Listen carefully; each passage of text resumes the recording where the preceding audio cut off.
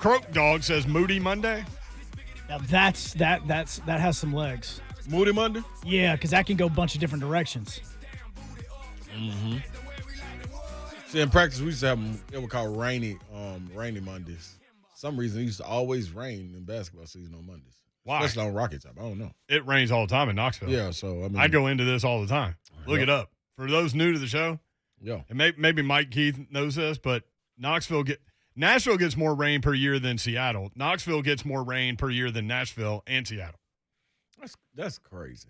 Well, storms get caught up on the mountains, and so they just sit there. Though. Mike Keith joins us now, voice of the Titans. Mike, it's game week. It is game week. Sack! Yes. Do you just wake up doing that on game week Monday? Yes. I'm getting out of the sack. That's his version of his yawn. That's Mike Keith's version of yawning, huh? Sack! Oh, I'm up. That's how scare the dogs at 6 a.m. this morning. Hey, let's start here. What was your takeaway from Peyton Manning in his speech at the Hall of Fame event over the weekend? Pretty awesome group of selections for sure. But we're going to play some of the Peyton Manning stuff a little bit later. But having covered that guy and been around him for so long, what was your takeaway? Does anybody ever meet the moment better than he does? And whatever it is. I mean, stop and think about that. I mean, throughout his career, through good times and bad, think about how he handled himself after he did not win the Heisman Trophy. Mm-hmm. Think about how he handled himself a few months earlier when he announced his return to Tennessee for his senior year. Think about how great he was on Saturday Night Live.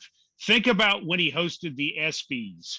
The guy, every time there's some sort of moment, he meets the moment. And as you're watching that speech, you just think, this is really good, but did I think it would be anything else? It was one for the ages because he is one for the ages. That's what I thought. He's a preparer. I remember one thing, and I took this with me in terms of this job. He was asked by someone early in his career at Tennessee, do you get nervous? He's like, well, sure, you get nervous, but there are ways to deal with that, and you deal with that through preparation. So if I'm prepared, then the nerves kind of subside, and I can control how prepared I am. So that's what I do, and that always stuck with me. I think I've worked 5 events with him over the years since he's retired. And let's just say he's very prepared. When he calls your house, and that'll impress your wife that you get a call from Peyton Manning. Hey, listen, who's on the voicemail? How about that? But I mean, to say he prepares for everything he does is 100% true. I can vouch for it in my own life. And frankly, I enjoy working with somebody like that because you cut out so much of the angst and you can turn on a dime. When you have a plan on Titans Radio, we like to say, make a plan and execute the plan. And that's a goofy sort of statement. But when you have a plan for anything, you can always change because everyone in the group changes together.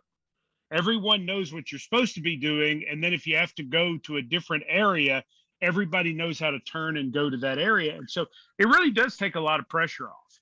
And I would work with him. I bet his Monday Night Football show will be outstanding. I would work with him on anything because he is that type of person. I would much rather work with somebody who says, and then, that's the way John Ward was. And the majority of the people that I've had the good fortune to work with have been is let's have a plan and let's be able to go from there. And then that way you just remove so many things that can go wrong. Now it's harder because you've got to put in a lot of time on the front end. It's easier to just show up and do it. But the chances of it being good, in my opinion, are a lot better when you do it the way Peyton Manning does. And trust me, he had put in a lot of time on that speech. I wonder how many drafts he had gone through before he got to what you finally heard in camp. Yeah. I think it's interesting what you say there because people might think, okay, the Music City Miracle is happening, and you're just kind of going with the play. But I think the preparation comes in moments like that too, because of, and the illustration I use is there are no flags on the field, which is a big part of that play call. But it's something that you learned from John Ward on big plays to look for that. Well, I was lucky. I was trained. He trained us. We got to sit and watch what he did.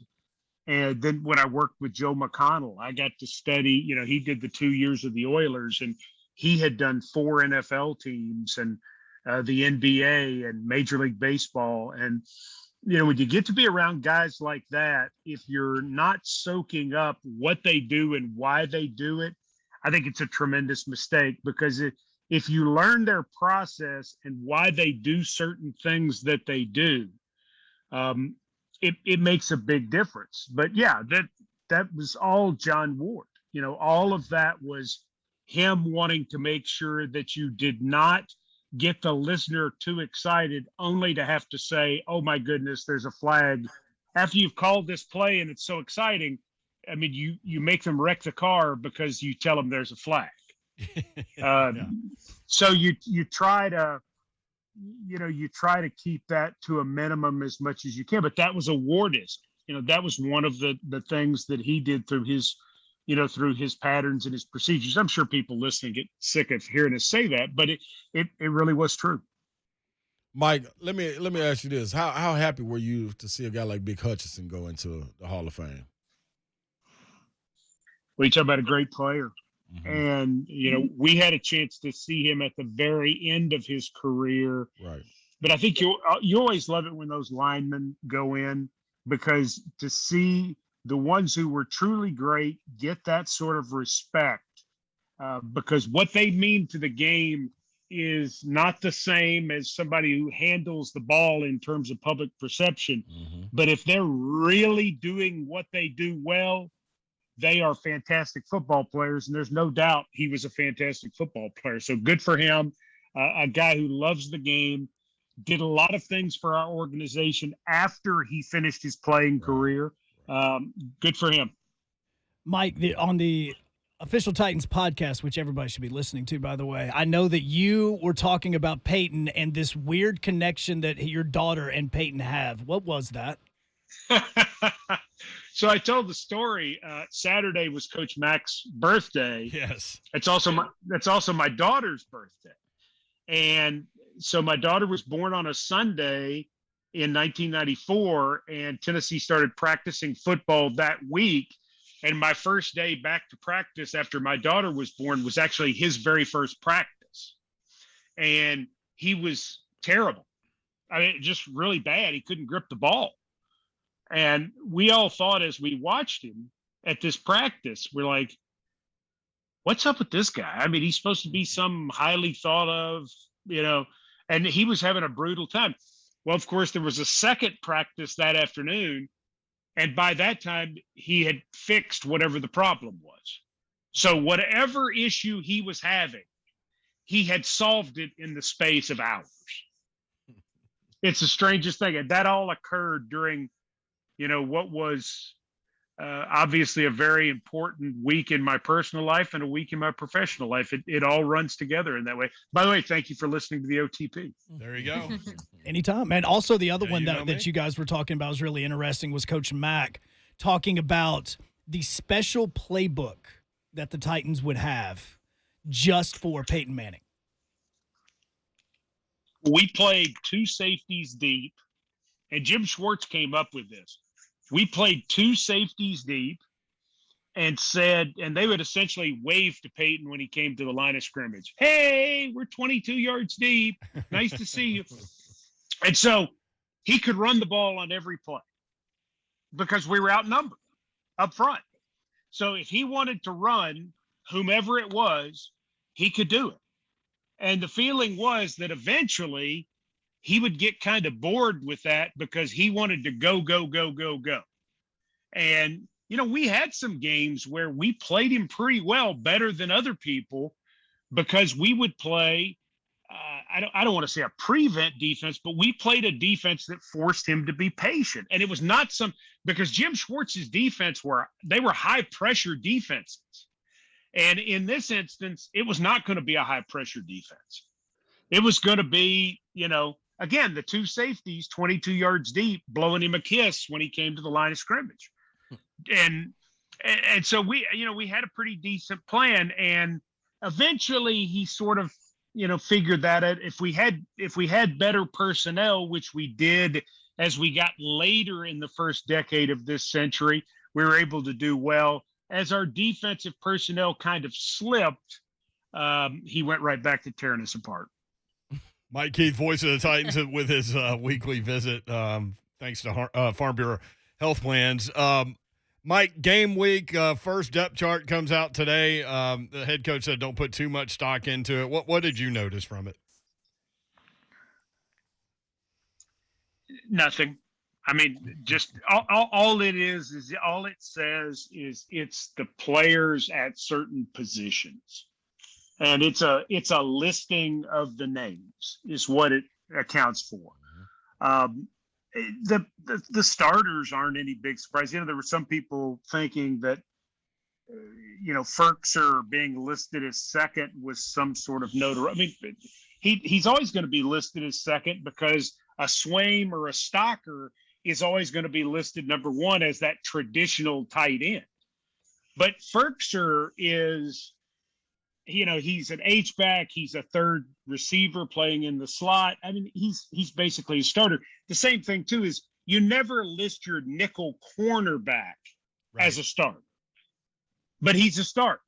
So, I've had a depth chart that I built for my purposes, and I tell everybody that, on our staff, it's just a listing of the names. For what it means right now. Now, what I am going to be interested to see is how many of those quote unquote starters are going to play Friday night in Atlanta. Yeah. And how much they're going to play in the preseason total. Is it going to be a situation where they take that number and they say, well, Derrick Henry, you're not playing at all. Ben Jones, you're not going to play at all. I don't know. I'm going to be fascinated to see if that's because this is an older team. This is not a young team. And do you want to save those guys for September 12th? Man, if you could find reps for the depth at offensive line, the depth at defensive line against opposing teams' number ones, I would love to see that. Because I think that's where depth needs to be built when you look at the roster. I agree. I think it's a good point. And I think the Falcons will play this one probably more straight up than we will. And I hope they do, because that's better for exactly the point you're making, Brent. I think you're dead on. I think Arthur Smith, I think he's going to want to win this game. I think he's going to want to set the tone. I think he's going to want to show the home fans something. And I think that's great for us if he does. Because then that means our younger players will see, at least in some cases, NFL starters, which makes your judgment better. I think that's a great point for us. That would be a wonderful thing if that's what happens. Mike Keith with us on 3HL. I really like the depth at wide receiver. I really like the depth at linebacker. And I really like the depth at corner. Am I way off there? No. I think the depth at corner is really solid, especially with a guy like Breon Borders, who he started 5 games for us a year ago in kind of a desperate situation, and he played okay. Yeah. He did all right. And when you look at Jackrabbit Jenkins and Christian Fulton and Breon Borders and then Molden and then Farley, and I mean, they're pretty good. So I like that. The wide receiver situation, I think, is interesting because I think how it's going to shake down the line. Is your punt returner in that group? Is your kickoff returner in that group? Westbrook Akina, everybody's overlooking him because they want to talk about Marcus Johnson and Chester Rogers, and I get it. But Westbrook Akina is a really good football player. And so how does that all sort of shake out? I think the competition's good. We're going to see, with the quarterbacks throwing to him against opponents on Friday night. That'll be fun to watch. We're going to see a lot of good reps in Tampa with the practice against the Bucs, or the practices against the Bucs. The inside linebacker position is better than I thought it was. Quite frankly, I think it's better. I'm still wanting to see everybody at outside linebacker. I haven't seen everybody yet, and I want to hope that that's as improved as what I think it is. Yeah. But we have not seen all of that group yet due to some injuries. Mike, we were talking about the interior linemen. What do you think about the depth there? Does that scare you a little bit or not at all? Talk about on offense, Ron? No, defense. Oh no. Yeah. No, I feel great about the defensive line right now. Okay. Because when you talk about Autry and Simmons, and Tard has lived up to expectations, and Murchison has made at least one good play every day in camp. Trevon Coley has been able to get some things done. Jones from Michigan State has shown up some. Rush is a big guy. I feel pretty good about that. I feel like there's a real chance that the 5 defensive linemen, maybe 6, but probably 5, that make this roster are probably on the roster right now. Okay. Mike, when we look back at this season, do you think Darrington Evans will have played a pretty big role on offense? I don't think there's enough maybe talk about him and what he can bring.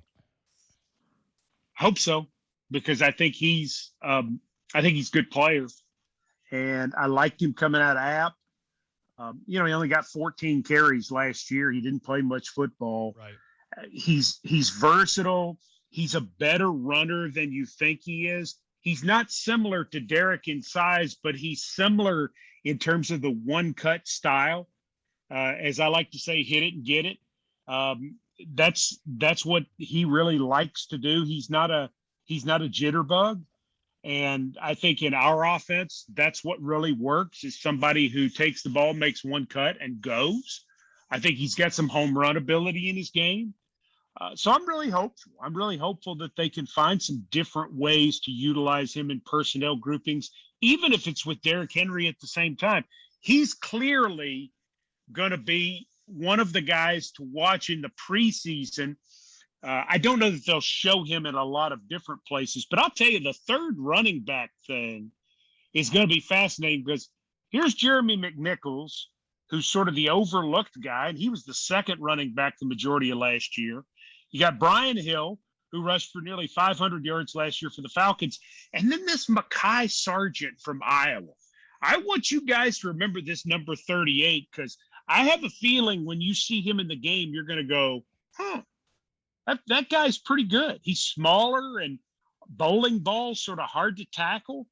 Pretty good looking back in his own right. Mike Keith, presented by Farm Bureau Health Plans every Monday at 4:20. Hey, Mike, we were wondering earlier, do you lurk around on Twitter, or are you not there?